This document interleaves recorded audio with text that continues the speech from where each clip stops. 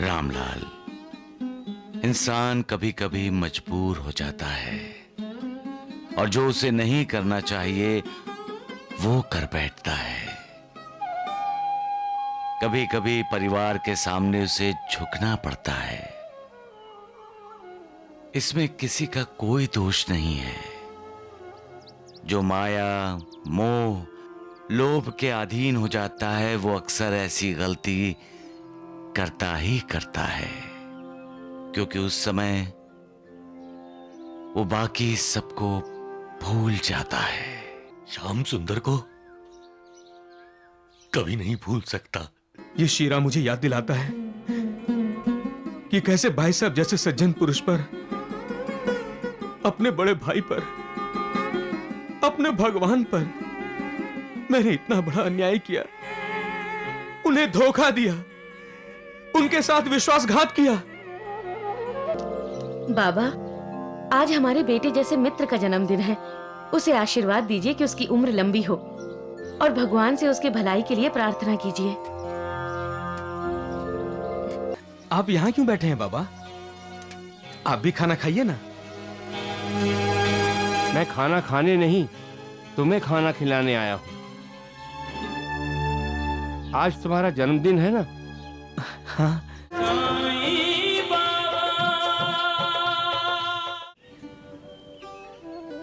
प्यारे श्याम सुंदर आज रहा नहीं गया, इसीलिए खत लिख रहा हूं। कैसे हो तुम? तुम्हारी बहुत याद आ रही है, बहुत याद आ रही है दोस्त। बाबा, बाबा, श्याम सुंदर ने ऐसा क्यों किया बाबा?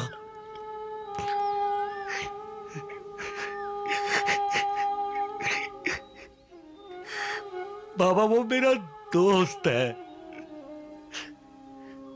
उसने दोस्ती से ज्यादा रुपए, पैसे, जमीन जायदाद को अहमियत दी। क्या मेरी दोस्ती में कोई कमी थी या मुझसे कोई भूल हो गई थी बाबा?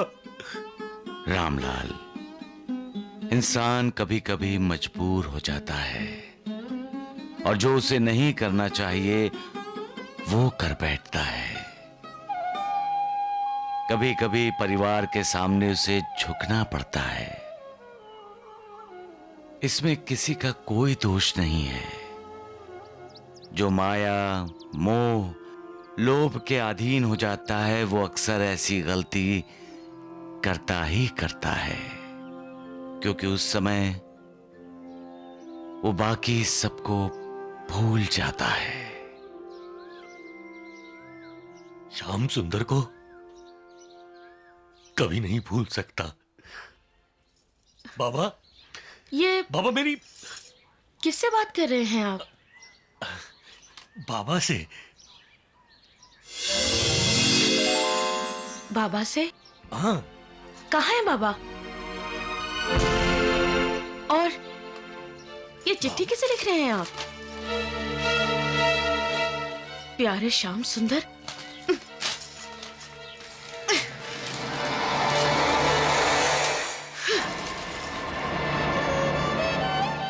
मनीषा, ये क्या किया मनीषा तुमने? क्या? जो रिश्ता टूट गया हो उसे ये कागज का टुकड़ा नहीं जोड़ सकता। मनीषा, मनीषा, ये कागज के टुकड़े नहीं है,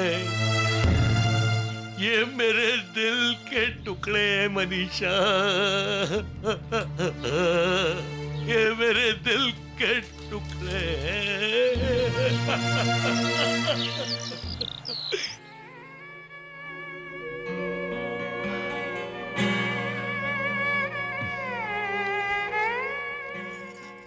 क्या हुआ? आपको सूजी का शीरा बहुत पसंद है ना? फिर सूजी का शीरा तो भाई साहब को भी बेहद पसंद है निर्मला। ये शीरा मुझे याद दिलाता है कि कैसे भाई साहब जैसे सज्जन पुरुष पर, अपने बड़े भाई पर, अपने भगवान पर मैंने इतना बड़ा अन्याय किया, उन्हें धोखा दिया, उनके साथ विश्वासघात किया। सूजी का यह शीरा देखकर मेरे पापों का ढेर मेरे सामने आ जाता है। जिन भाई साहब ने मेरा घर बसाया, मैंने उन्हीं का बसा बसाया घर उजाड़ दिया। जिन परजाई जी ने मुझे मां की ममता दी, मैंने उन्हीं की ममता का बड़ी निर्दयता से गला घोट दिया। मेरे ही कारण राम और सीता के समान भाई साहब और परजाई जी वनवासी हो गए।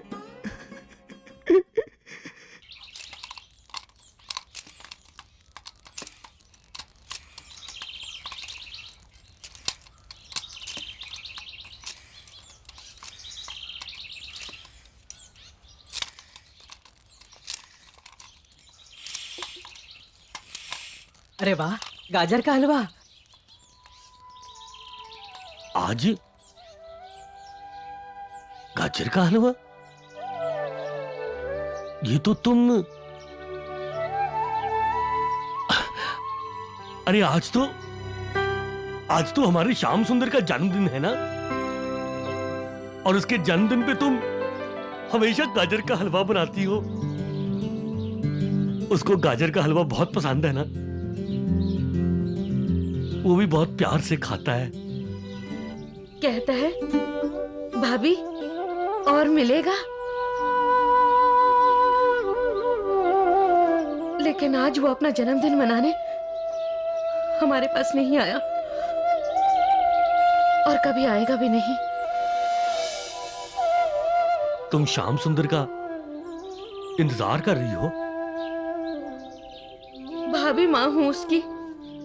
लेकिन तुम तो उससे नफरत। मैं उससे नफरत करना चाहती हूँ, लेकिन मेरा ये दिल, मैं उससे नफरत नहीं कर सकती, कभी नहीं कर सकती, कभी नहीं। मनीषा,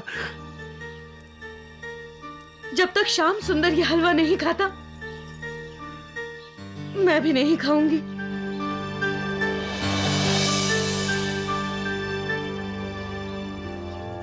भिक्षाम देहि।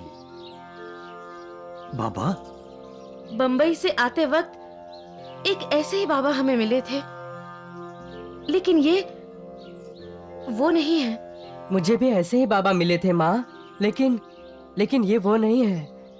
भिक्षाम देहि। ठहरो बाबा, मैं आपके लिए भी गाजर का हलवा लेकर आती हूँ।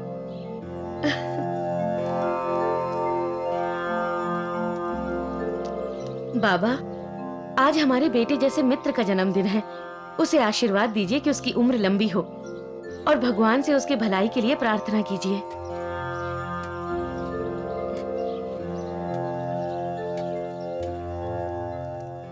मनीषा बेटी, आज तूने मां की ममता का परिचय करवा दिया। श्याम सुंदर ने तुझे दुख दिया, कष्ट दिए, और तुम उसकी भलाई के लिए प्रार्थना कर रही हो। सच में माता महान होती है, क्योंकि वो अपनी संतान के सारे अपराध क्षमा कर देती है।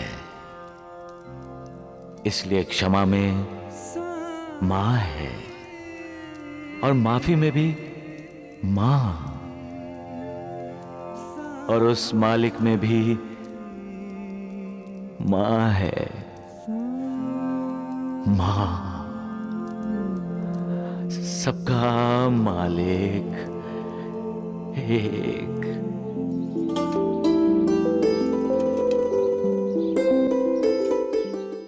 जन्मदिन मनाने का ये कौन सा तरीका है कि दुनिया भर को खैरात बांटो। सच पूछो तो दामाद जी का ये काम मुझे बिल्कुल पसंद नहीं आया। लीजिए, और चाहिए तो मांग लीजिएगा। भगवान आपका भला करे। मेरा भगवान तो मुझसे रूठकर चला गया है। बाबा, आप यहां क्यों बैठे हैं बाबा? आप भी खाना खाइए ना। मैं खाना खाने नहीं, तुम्हें खाना खिलाने आया हूं। आज तुम्हारा जन्मदिन है ना? हाँ।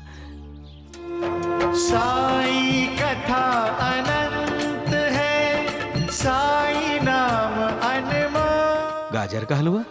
जन्म सफल हो जाएगा, साई साई बोल। वही स्वाद। ऐसा लगता है परजाई जी ने यह हलवा मेरे जन्मदिन के लिए बनाकर भेजा है ना बाबा? बाबा, बाबा, बाबा। क्या हुआ दामाद जी? मेरा जन्मदिन मनाया गया। परजाई जी ने मेरे पसंद का हलवा मुझे भेज दिया, और मैंने इतना बड़ा अन्याय किया कि उन्हें अपनी जन्मदिन की खुशी में शामिल ना कर सका। मैं बहुत बुरा इंसान हूं, बहुत ही खुदगर्ज। मेरे जैसा दोस्त किसी का ना हो, मेरे जैसा बेटा भगवान किसी मां को ना दे, मेरे जैसा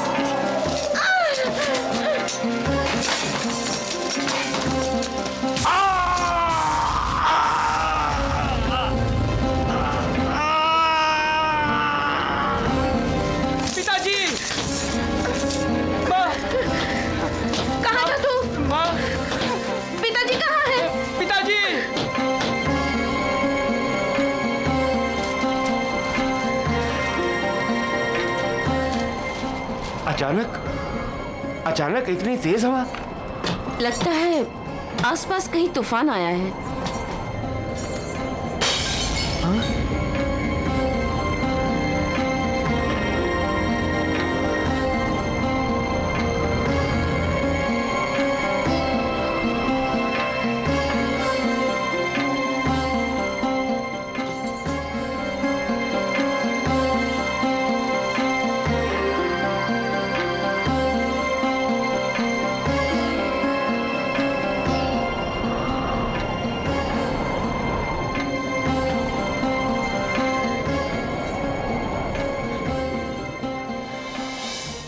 ये अपशकुन है। मेरे भाई साहब ठीक नहीं है निर्मला, मेरे भाई साहब ठीक नहीं है। आप ऐसा क्यों सोचते हैं? देखिए, ये आपका वहम भी तो हो सकता है। कुदरत हमेशा अच्छे बुरे का संकेत देती है, इंसान को उसे समझना चाहिए। शीशा टूट गया। ये मुझे डरा रहा है। कहीं मेरे भाई साहब और परजाई जी तो ये सब मेरी वजह से हो रहा है। पैसों की लालच में अपनी मां समान परजाई जी का और भाई साहब का गुनहगार बन गया हूं।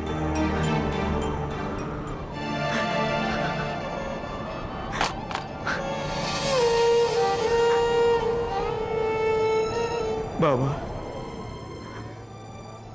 आपने मेरे भाई साहब को कई बार दर्शन दिए हैं और मुझे भी आपका साक्षात्कार हुआ है बाबा। मेरी आपसे प्रार्थना है कि आप मेरे भाई साहब की रक्षा कीजिएगा। गुनहगार मैं हूं बाबा, जो भी सजा देना है वो आप मुझे दे दीजिए, लेकिन मेरे भाई साहब की रक्षा कीजिए बाबा। मेरे भाई साहब की रक्षा कीजिएगा बाबा। मेरे भाई साहब की रक्षा कीजिएगा बाबा।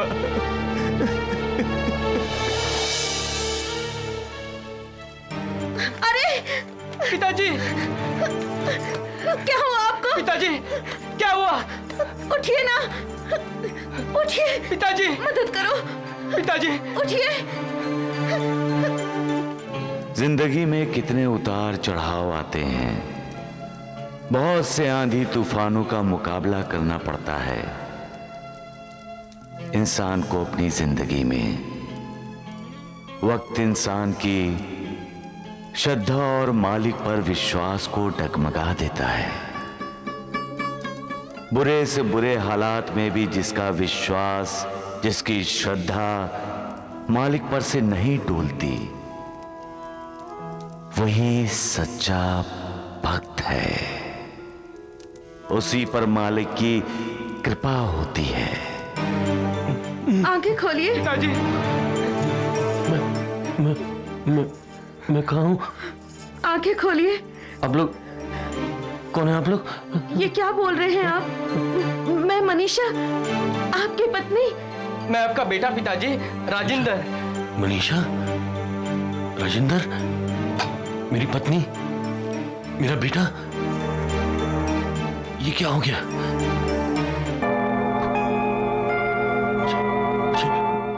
मुझे कुछ दिखाई नहीं दे रहा है। ये क्या कह रहे हैं आप? मेरी आंखों के सामने अंधेरा, अंधेरा ही अंधेरा छा गया है। मुझे कुछ दिखाई नहीं दे रहा है। मनीषा, मनीषा, राजेंद्र, मैं अंधा हो गया हूँ। मैं अंधा हो गया हूँ। पिताजी, मुझे कुछ दिखाई नहीं दे रहा है। मैं अंधा हो गया हूँ मनीषा। राजेंद्र, पिताजी, मैं मनीषा, पिताजी, मैं अंधा हो गया हूँ। मुझे कुछ दिखाई नहीं दे रहा।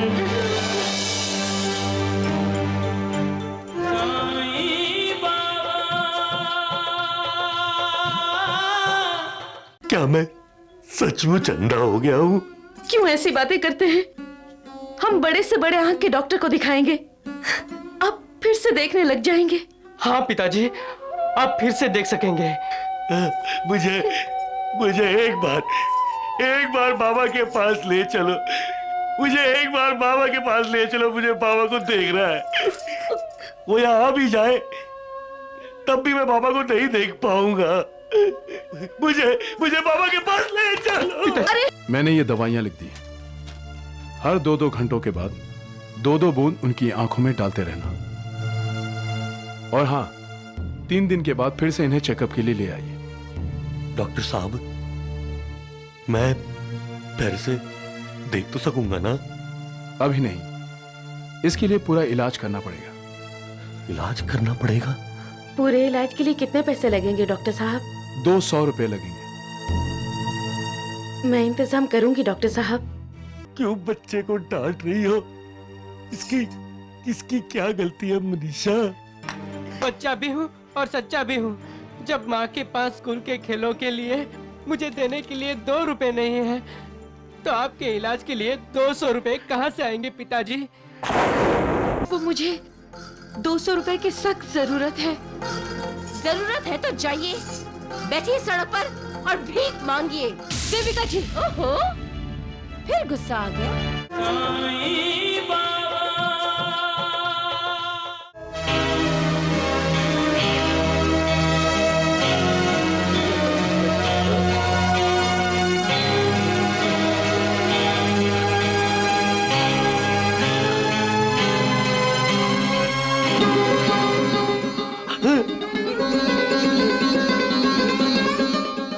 फायदा नहीं है। ये साबुत धनिया की पोटली ठंडे पानी में डुबो डुबो के आग पे लगाने से भी कोई फायदा नहीं हो रहा है मनीषा, कोई फायदा नहीं हो रहा है। मेरी आंख की रोशनी वापस नहीं आ रही है। मैं अंधा हो गया हूँ मनीषा, मुझे कुछ दिखाई नहीं। क्यों उठकर चलने लगे आप? मनीषा, राजेंद्र, मनीषा, क्या मैं सचमुच अंधा हो गया हूँ? क्यों ऐसी बातें करते हैं? हम बड़े से बड़े आंख के डॉक्टर को दिखाएंगे, आप फिर से देखने लग जाएंगे। हाँ पिताजी, आप फिर से देख सकेंगे। मुझे एक बार बाबा के पास ले चलो, मुझे एक बार बाबा के पास ले चलो, मुझे बाबा को देखना है। वो यहाँ आ भी जाए तब भी मैं बाबा को नहीं देख पाऊंगा। मुझे बाबा के पास ले चलो। अरे तुम मुझे देख सकते हो रामलाल।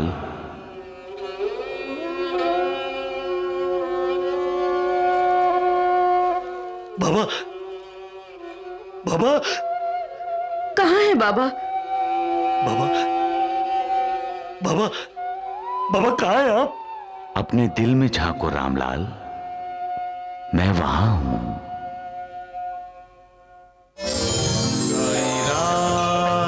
साईं श्याम दुख भंजन तेरु नाम। साईं राम साईं श्याम दुख भंजन तेरु नाम। मुझे कहीं ढूंढने की जरूरत नहीं है, मैं हमेशा तुम्हारे साथ हूं। बाबा,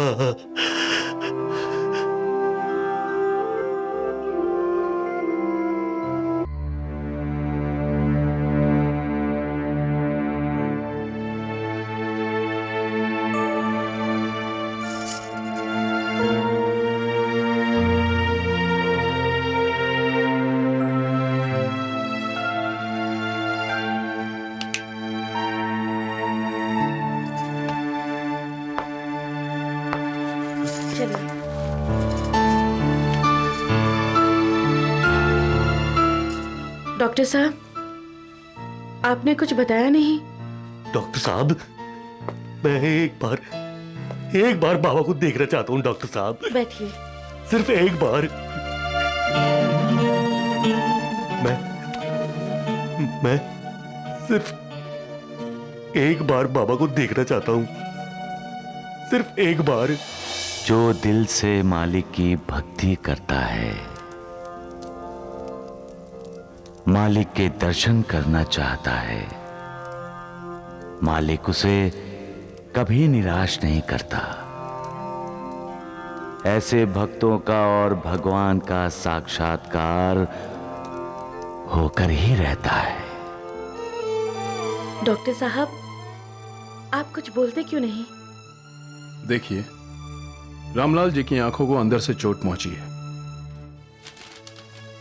मैंने ये दवाइयां लिख दी हैं। हर 2-2 घंटों के बाद 2-2 बूंद उनकी आंखों में डालते रहना। और हां, 3 दिन के बाद फिर से इन्हें चेकअप के लिए ले आइए। डॉक्टर साहब, मैं फिर से देख तो सकूंगा ना? अभी नहीं, इसके लिए पूरा इलाज करना पड़ेगा। इलाज करना पड़ेगा? पूरे इलाज के लिए कितने पैसे लगेंगे डॉक्टर साहब? 200 रुपए लगेंगे।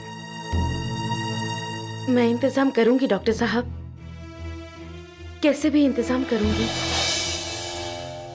पति पत्नी एक दूसरे के सच्चे और अच्छे मित्र हैं, क्योंकि दोनों के सुख दुख एक होते हैं।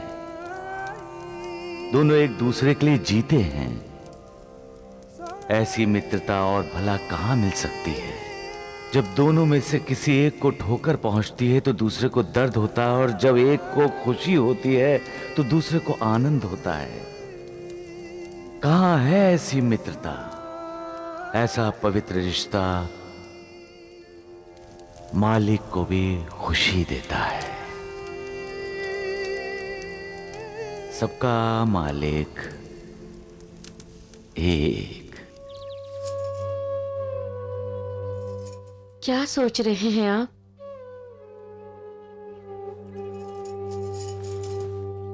लीजिए, चाय पीजिए।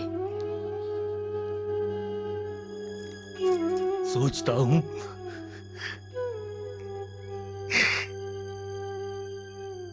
कि सोचकर भी क्या होगा। कुछ नहीं, मेरे सामने तो अंधेरा ही अंधेरा है उम्र भर के लिए। अब मैं कभी नहीं देख पाऊंगा मनीषा, बाबा को भी नहीं देख पाऊंगा। क्यों नहीं देख पाएंगे? जरूर देख पाएंगे। माँ, क्यों झूठ बोल रही हो? इलाज के लिए हमारे पास 200 रुपए कहाँ है? चुप कर। जा, जाके बाहर खेल। क्यों क्यों बच्चे को डांट रही हो? इसकी क्या गलती है मनीषा? बच्चा भी हूँ और सच्चा भी हूँ। जब माँ के पास स्कूल के खेलों के लिए मुझे देने के लिए 2 रुपए नहीं है, तो आपके इलाज के लिए 200 रुपए कहाँ से आएंगे पिताजी?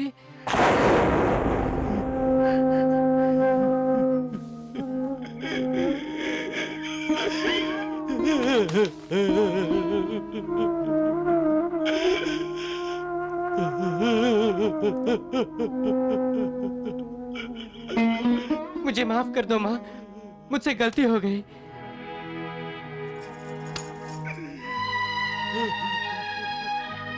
गलती चाहे जिसकी भी हो, हमें इसे ठीक करना होगा। चाहे मुझे कुछ भी करना पड़े।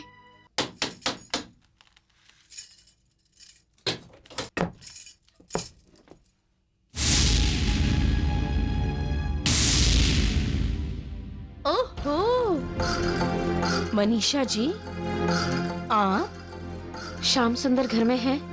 श्याम सुंदर? अरे हाँ, श्याम सुंदर जी और निर्मला दोनों बाहर गए हैं 10-15 दिन के लिए। क्यों? कुछ काम था दामाद जी से? वो मुझे 200 रुपए की बहुत जरूरत थी। अच्छा, तो आपने सोचा होगा श्याम सुंदर जी खैरात बांट रहे हैं और आप देविका जी, मनीषा जी, छोटे लोग ऊंची आवाज में नहीं, नीची आवाज में बोलते हैं। आप पर कोई मेहरबानी करे और आपका गुस्सा भी सहे। वाह! वो मुझे 200 रुपए की सख्त जरूरत है। जरूरत है तो जाइए, बैठिए सड़क पर और भीख मांगिए। देविका जी, ओहो, फिर गुस्सा आ गया। गुस्सा मुझे भी आया था उस दिन, जिस दिन आपने मेरी बेटी निर्मला को थप्पड़ मारा था और मेरे दामाद जी के मुंह पर कानूनी कागजात फेंक कर उनका अपमान किया था। आज से तुम राजेंद्र साइकिल्स के आधे हिस्से के मालिक हो गए हो। ये लो।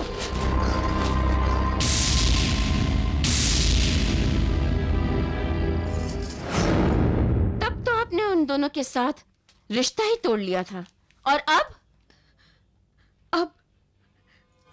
मेरे पति की आंखों के इलाज के लिए मुझे 200 रुपए चाहिए। मैं आपके आगे हाथ जोड़ती हूँ। आपके पैर पकड़ती हूँ, मुझे 200 रुपए दे दीजिए। जिंदगी भर दासी बनकर आपकी सेवा करूंगी।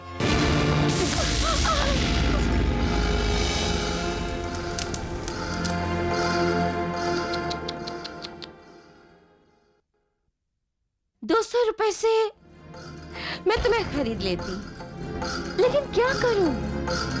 श्याम सुंदर जी बोलकर गए हैं कि रामलाल जी और मनीषा के साथ कभी संबंध ही नहीं रखना, और अगर वो आए तो उन दोनों को लात मार कर यहाँ से भगा देना।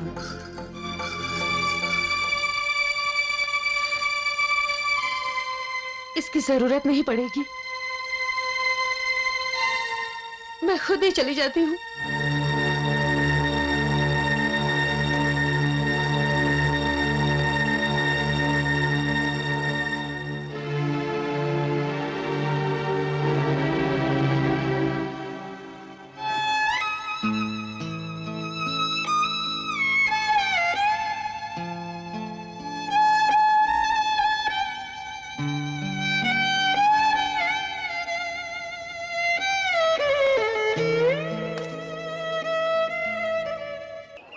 खिलौना ले लो, खिलौना। अच्छा अच्छा खिलौना।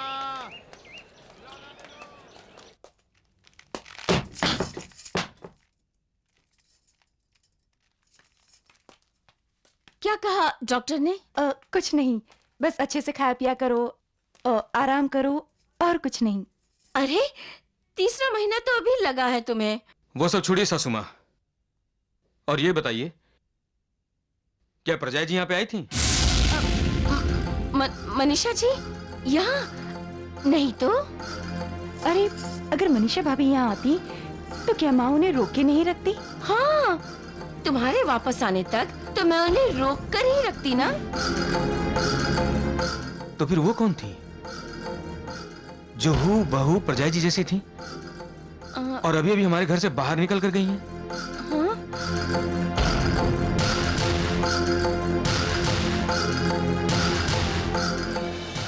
लोग इतने निर्दयी कैसे हो सकते हैं? कैसे तोड़ सकते हैं वो रिश्ते? स्वार्थ से अंधे लोग दूसरों की भावनाओं से कैसे खेल सकते हैं? जो अपने रिश्तेदार को ठुकराते हैं, नफरत उन्हें इंसान से जानवर बना देती है। कब सीखेंगे वो नीच लोग के दो मीठे शब्द दुखियारों के दुख कम कर देते हैं? पशुता छोड़कर कब वो दूसरों के जख्मों पर मरहम लगाना सीखेंगे? कब जानेंगे माँ और बेटे के बीच में दीवार नहीं खड़ी करनी चाहिए?